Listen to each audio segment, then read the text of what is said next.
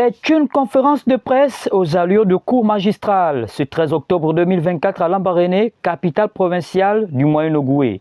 Pour les membres de la plateforme Ensemble pour le Gabon, il était question d'éclairer la lanterne des habitants de la localité, mais surtout de leur rappeler qu'il ne s'agit pas d'une opposition au président de la transition ni au CETRI, plutôt d'un engagement citoyen contre tout ce qui peut compromettre l'avenir de nos enfants. Nous voulons être aux côtés des populations, parce que le Gabon n'existe pas sans la population.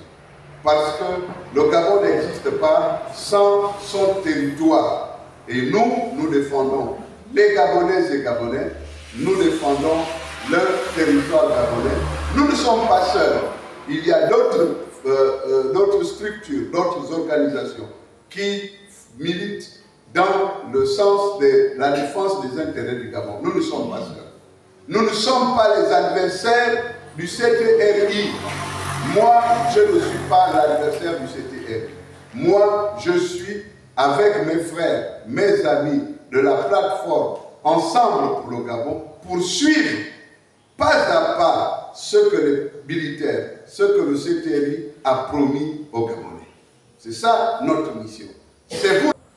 Nous sommes venus vous dire qu'il y a des groupements qui se sont formés pour défendre la Constitution contre les quiproquos, les coquilles qu'il y a dans cette Constitution, qui à la longue risqueraient de nous porter préjudice à tous. Notre mission aujourd'hui, c'est pour dire aux Gabonais qu'il faut faire attention.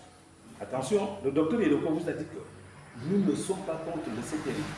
C'est pas possible.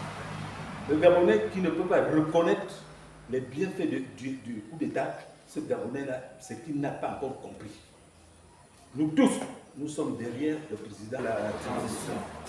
Nous sommes tous derrière lui.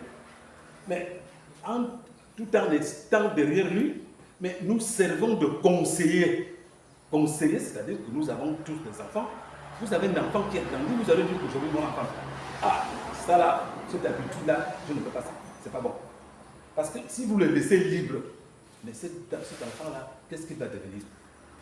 Il ne va pas parler. Donc, nous servons de guide au CTRI aujourd'hui.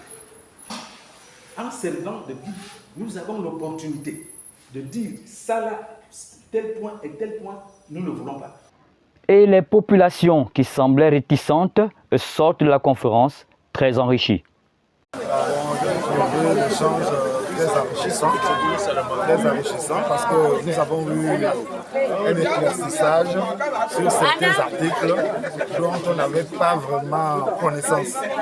Et ils nous ont éclairé sur certains points.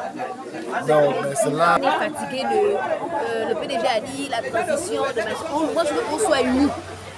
Et moi je soutiens le fait que, comme je l'ai toujours dit, le président, la première dame au sommet de l'État, c'est trop tôt je vais demander de dire oui ou non pour la Constitution, alors que nous n'avons pas encore le texte lui-même.